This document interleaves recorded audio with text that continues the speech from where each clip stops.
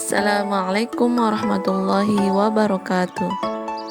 Kembali bertemu dengan saya, Rohaini SPD, CGP Angkatan 11 Kota Mataram.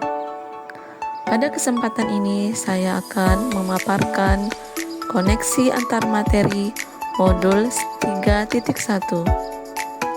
dengan tema pengambilan keputusan berbasis nilai-nilai kebajikan sebagai pemimpin. Tujuan pembelajaran khusus koneksi antar materi modul 3.1 adalah 1. CGP membuat kesimpulan atau sintesis dari keseluruhan materi yang didapat dengan beraneka cara dan media. 2.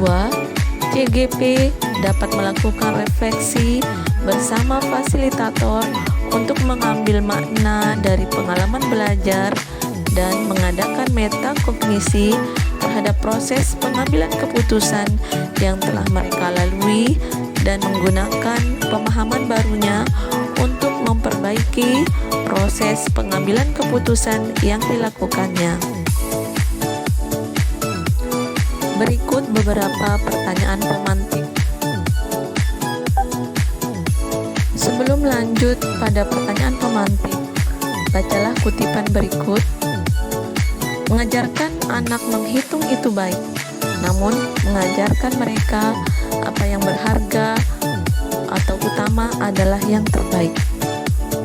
Bob Talbot.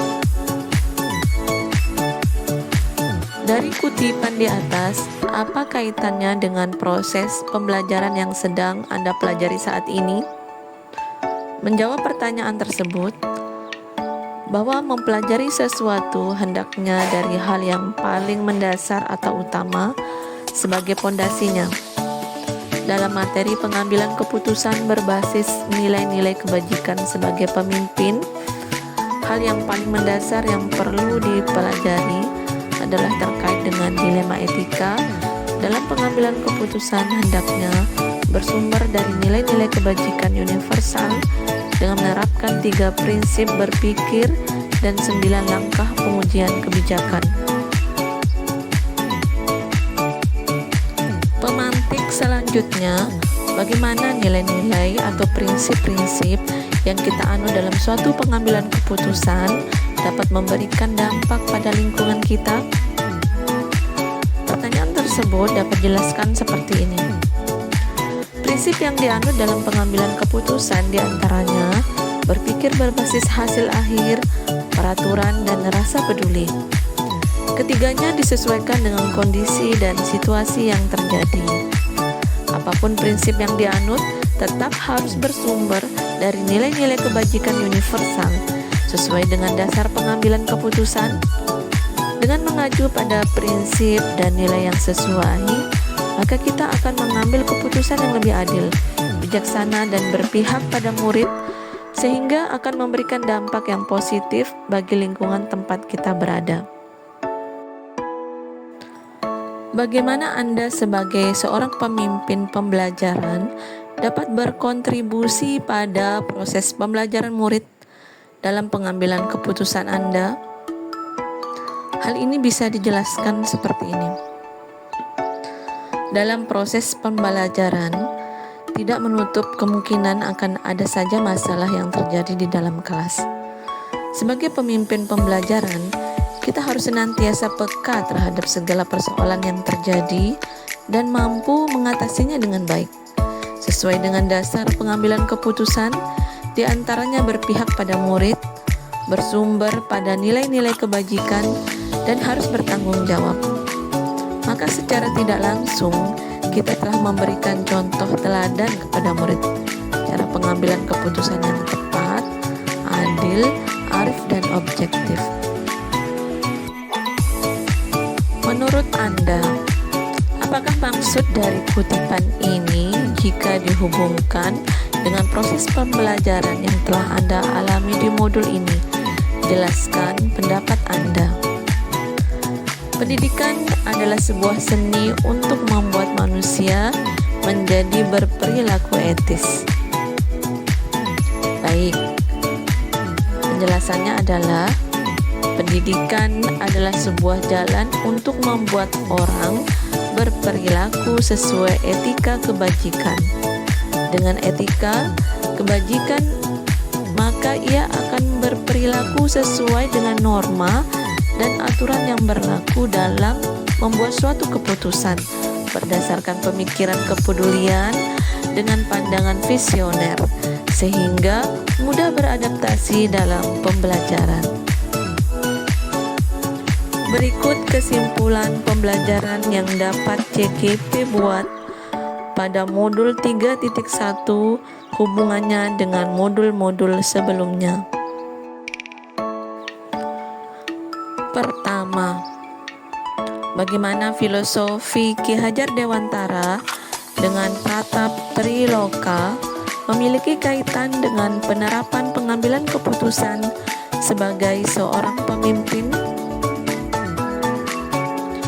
Guru sebagai pemimpin pembelajaran dan panutan bagi lingkungan sekitarnya harus mengambil keputusan berdasarkan prinsip kepemimpinan Ki Hajar Dewantara yang terdiri dari menjadi teladan, memberikan motivasi, dan memberi dukungan.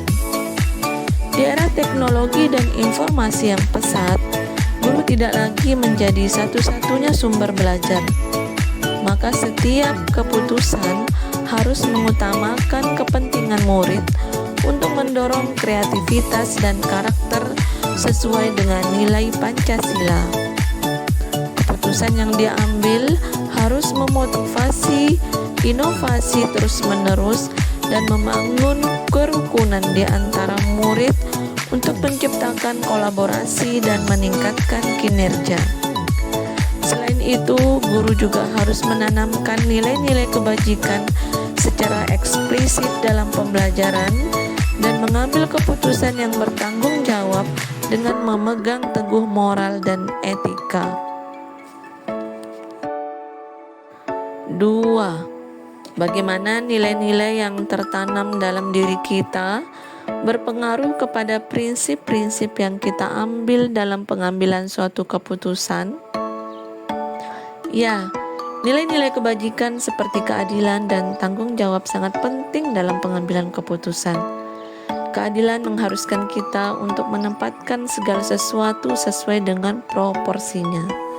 Sementara tanggung jawab mengimplikasikan kemampuan untuk menanggung risiko dari keputusan yang diambil. Perilaku seorang guru dalam mengambil keputusan sebagai pemimpin pembelajaran mencerminkan nilai-nilai yang dianutnya. Keputusan seorang pendidik mempengaruhi perkembangan peserta didik di masa depan. Maka dari itu penting untuk mengembangkan kompetensi sosial emosional seperti kesadaran diri, pengelolaan diri, kesadaran sosial, keterampilan berhubungan sosial, dan pengambilan keputusan yang bertanggung jawab.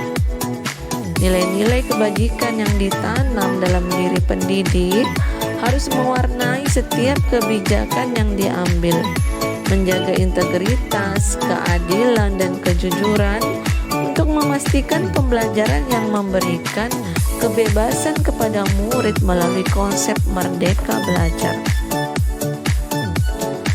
3. Bagaimana materi pengambilan keputusan berkaitan dengan kegiatan coaching atau bimbingan yang diberikan pendamping atau fasilitator dalam perjalanan proses pembelajaran kita, terutama dalam pengujian pengambilan keputusan yang telah kita ambil. Apakah pengambilan keputusan tersebut telah efektif? Masihkah ada pertanyaan-pertanyaan dalam diri kita atas pengambilan keputusan tersebut? Hal-hal ini tentunya bisa dibantu oleh sesi coaching yang telah dibahas pada sebelumnya. Baiklah, penjelasannya seperti ini. Kegiatan coaching, pendamping, atau fasilitator dapat memperkuat proses pengambilan keputusan guru melalui 9 langkah pengujian. mendukung terciptanya lingkungan positif di sekolah dan well-being dalam ekosistem sekolah. Guru dapat menciptakan budaya positif dengan kemampuan coaching, memastikan suasana kondusif bagi peserta didik, serta meningkatkan pemahaman dalam program guru penggerak. Pembelajaran dari contoh video praktik coaching memberi gambaran aplikasi coaching di sekolah, memanfaatkan teknik yang berlandaskan moral, etika, dan nilai-nilai kebajikan. Pendekatan kemitraan dalam coaching menciptakan kenyamanan bagi coachee sehingga dapat mengidentifikasi masalah dan menemukan solusi berbobot. Keterampilan guru dalam coaching berkontribusi pada pembentukan budaya positif dan memberikan pengalaman bermakna bagi peserta didik. 4. Bagaimana kemampuan guru dalam mengelola dan menyadari aspek sosial emosionalnya akan berpengaruh terhadap pengambilan suatu keputusan, khususnya masalah dilema etika? Ya, guru harus memiliki kesadaran diri yang kuat untuk mengelola aspek sosial emosional dan mengambil keputusan dengan bijaksana, terutama dalam menghadapi dilema etika. Pendidik sebagai pemimpin pembelajaran harus berpegang pada nilai-nilai kebajikan dan prinsip-prinsip pengambilan keputusan, seperti mengenali nilai-nilai yang bertentangan dan menentukan siapa yang terlibat. Kemampuan guru dalam mengambil keputusan yang bertanggung jawab memerlukan kompetensi sosial emosional, seperti kesadaran diri dan keterampilan berhubungan sosial. Strategi POCH, Problem, Option, Outcomes, Choice, How, dapat membantu guru memikirkan berbagai aspek sebelum membuat keputusan yang menguntungkan murid dengan berlandaskan pada kesadaran penuh. 5. Bagaimana pembahasan studi kasus yang fokus pada masalah moral atau etika kembali kepada nilai-nilai yang dianut seorang pendidik? Pendidik sebagai pemimpin pembelajaran harus menegakkan nilai-nilai kebajikan seperti keadilan, kemanusiaan, tanggung jawab, dan kejujuran dalam menghadapi dilema etika.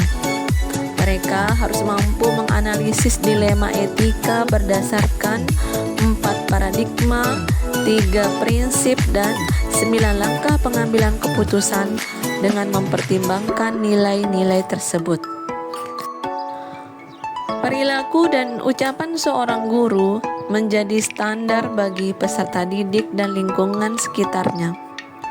Guru yang bertindak baik dan konsisten akan membentuk sikap yang baik pula pada peserta didik, sementara pengambilan keputusan yang etis menunjukkan komitmen pada nilai etika. Pemimpin pembelajaran yang baik membedakan dengan tepat antara dilema etika dan bujukan moral, serta selalu mengutamakan kepentingan murid dan memberikan pelayanan terbaik. 6. Bagaimana pengambilan keputusan yang tepat tentunya berdampak pada terciptanya lingkungan yang positif, kondusif, aman, dan nyaman. Ya, pengambilan keputusan yang tepat harus memperhatikan situasi dan nilai-nilai kebajikan universal. Keputusan yang tepat menciptakan lingkungan yang aman, nyaman, dan positif bagi semua pihak yang terlibat.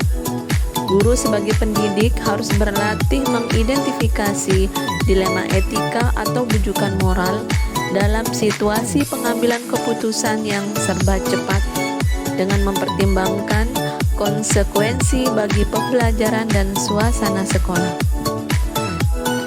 Setiap keputusan yang didasarkan pada nilai-nilai kebajikan, keteladanan, dan norma dapat membentuk lingkungan yang kondusif dan memungkinkan peserta didik belajar dengan baik.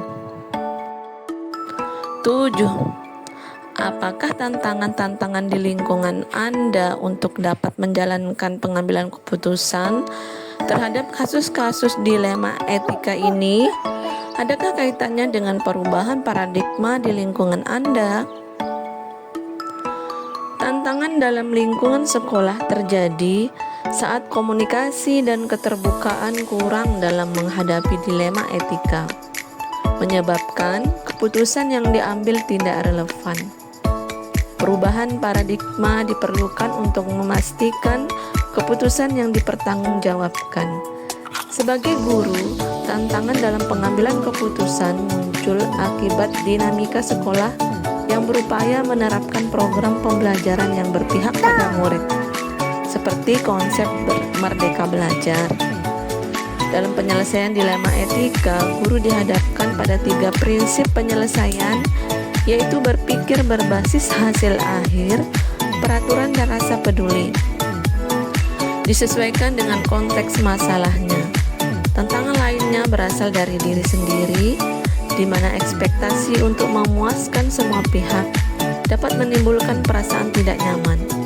Namun pengujian 9 langkah pengambilan keputusan dapat membantu menetralisir situasi tersebut secara terstruktur.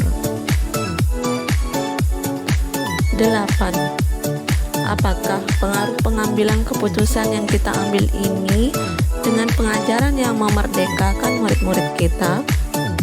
Bagaimana kita memutuskan pembelajaran yang tepat untuk potensi murid kita yang berbeda-beda? Pengambilan keputusan dalam pendidikan harus mengutamakan kepentingan murid, terutama dalam menciptakan lingkungan pembelajaran yang merdeka. Guru memainkan peran kunci dalam memfasilitasi merdeka belajar, di mana murid dapat mengekspresikan minat dan potensinya dalam lingkungan yang kondusif dan nyaman. Melalui pengajaran yang memerdekakan, guru dapat menciptakan program pembelajaran berdiferensiasi yang mengakomodasi kebutuhan belajar individual murid. Hal ini memungkinkan peserta didik untuk berkembang, berkreasi, dan berinovasi sesuai dengan potensi masing-masing. Implementasi kurikulum merdeka di SMA Negeri 8 Mataram relevan dengan kebutuhan belajar murid dengan menyesuaikan tujuan pembelajaran untuk mencapai kompetensi yang diinginkan.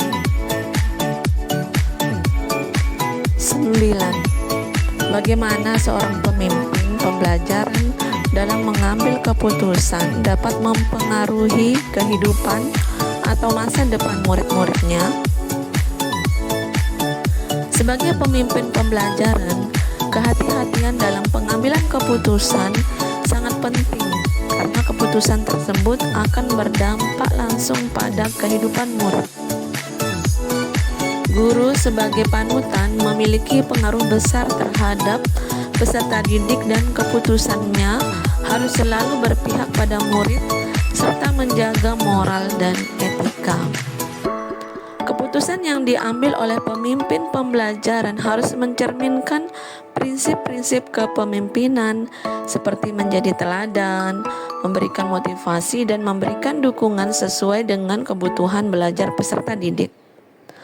Melalui sistem AMONG, tujuan utamanya adalah membina kemandirian dan disiplin pribadi sesuai dengan profil pelajar Pancasila. Peserta didik yang memiliki integritas tinggi akan mampu menemukan solusi atas permasalahan yang dihadapi dengan pengalaman belajar yang diperoleh di sekolah. 10. Apakah kesimpulan akhir yang dapat Anda tarik dari pembelajaran modul materi ini dan keterkaitannya dengan modul-modul sebelumnya? Pengambilan keputusan dalam pendidikan harus mencerminkan filosofi Ki Hajar Dewantara, berpihak pada murid dan didasarkan pada nilai-nilai kebajikan universal. Sebagai pemimpin, keputusan harus diambil dengan bijak dan didukung oleh kemampuan sosial emosional dengan bantuan teknik kucing untuk mengumpulkan informasi yang diperlukan. Guru sebagai pendidik dan penggerak komunitas praktisi harus terus melatih kemampuan pengambilan keputusan, mengikuti semangat Pratap Triloka Ki Hajar Dewantara untuk menciptakan lingkungan belajar yang kondusif dan berpihak pada murid. Keputusan tersebut harus memperhatikan kesejahteraan psikologis peserta didik melalui pembelajaran berdiferensiasi berbasis KSE. Perubahan yang dihasilkan dari keputusan harus mengikuti alur bagja berbasis kekuatan positif menuju terwujudnya profil pelajar Pancasila. Guru dalam menghadapi dilema etika dan bujukan moral harus mempraktikkan mindfulness dan menerapkan paradigma dilema etika serta prinsip penyelesaiannya. Melalui kemampuan kucing, guru dapat memudahkan pengambilan keputusan dan membantu peserta didik mengaktualisasikan potensi diri dalam merdeka belajar. 11. Sejauh mana pemahaman Anda tentang konsep-konsep yang telah Anda pelajari di modul ini, yaitu dilema etika dan bujukan moral, 4 paradigma pengambilan keputusan, 3 prinsip pengambilan keputusan, dan 9 langkah pengambilan dan pengujian keputusan. Adakah hal-hal yang menurut Anda di luar dugaan? Pemahaman saya tentang materi modul 3.1 mencakup penerapan 4 paradigma dilema etika, 3 prinsip dan 9 langkah pengambilan keputusan. Ini membantu saya mengidentifikasi permasalahan yang muncul dan memetakan opsi yang benar vs benar, benar vs salah, atau bujukan moral. Dalam menghadapi dilema etika, penting untuk menciptakan opsi trilema guna mencari solusi kreatif yang dapat diterima semua pihak. Dalam pengambilan keputusan, paradigma, prinsip dan langkah-langkah pengujian tidak hanya berdasarkan identifikasi pribadi semata. Tahapan ini penting untuk memastikan keputusan yang tepat dan efektif. Jika dalam pengujian terdapat indikasi bujukan moral, proses pengambilan keputusan harus dihentikan untuk menghindari potensi konsekuensi yang tidak diinginkan. 12. Sebelum mempelajari modul ini, pernahkah Anda menerapkan pengambilan keputusan sebagai pemimpin dalam situasi moral dilema? Bila mana pernah, apa bedanya dengan apa yang Anda pelajari di modul ini? Sebelumnya, saya mengambil keputusan tanpa mempertimbangkan tahapan yang mungkin terlewat. Namun dengan mempelajari modul 3.1, saya menyadari pentingnya mempertimbangkan 4 paradigma dilema etika, 3 prinsip dan 9 langkah pengujian keputusan dengan dasar nilai-nilai kebajikan. Sebagai seorang pendidik, saya sering menghadapi dilema etika dalam pengambilan keputusan. Saya mencari referensi dan berbagai pertimbangan, namun terkadang hal ini memakan waktu lama. Modul 3.1 membuka wawasan saya tentang pengambilan keputusan berbasis nilai-nilai kebajikan, memungkinkan saya menentukan keputusan yang berpihak pada murid dan mendukung ekosistem sekolah. 13. Bagaimana dampak mempelajari konsep ini buat Anda? Perubahan apa yang terjadi pada cara Anda dalam mengambil keputusan sebelum dan sesudah mengikuti pembelajaran modul ini? Mempelajari modul 3.1 membawa dampak besar pada pola pikir saya dalam pengambilan keputusan. Saya sebelumnya tidak memanfaatkan langkah-langkah terstruktur. Sekarang saya memahami betapa pentingnya 4 paradigma, 3 prinsip dan 9 langkah pengujian dalam proses tersebut. Alur Merdeka dalam modul 3.1 telah mengubah pandangan saya sebagai seorang guru. Sebelumnya, saya merasa keputusan yang sesuai dengan nilai dan norma sudah cukup. Namun ternyata diperlukan langkah-langkah yang lebih terstruktur.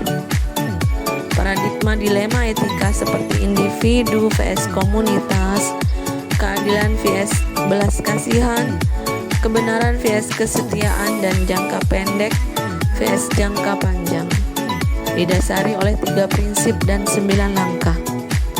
Prinsip-prinsip ini membantu saya sebagai pemimpin pembelajaran memastikan bahwa keputusan yang diambil selalu mengutamakan kepentingan murid menuju kemerdekaan belajar dan keselamatan yang optimal. 14. Seberapa penting mempelajari topik modul ini bagi Anda sebagai seorang individu dan Anda sebagai seorang pemimpin? Mempelajari modul 3.1 tidak hanya penting bagi saya sebagai individu, tetapi juga sebagai pemimpin, karena memungkinkan pengambilan keputusan yang bertanggung jawab berdasarkan nilai-nilai kebajikan untuk mendukung murid.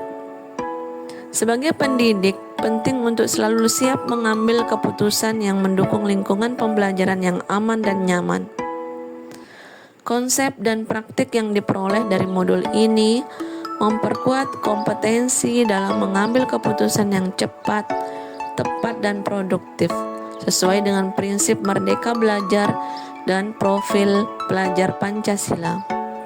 Kesadaran akan kebutuhan untuk terus belajar dan berkembang merupakan dorongan bagi saya untuk mencari saran dan semangat dalam perjalanan pembelajaran ini. Demikianlah pemaparan yang saya sampaikan tentang koneksi antar materi modul 3.1. Terima kasih sudah menonton sampai selesai. Semoga bermanfaat. Salam dan bahagia. Wassalamualaikum warahmatullahi wabarakatuh.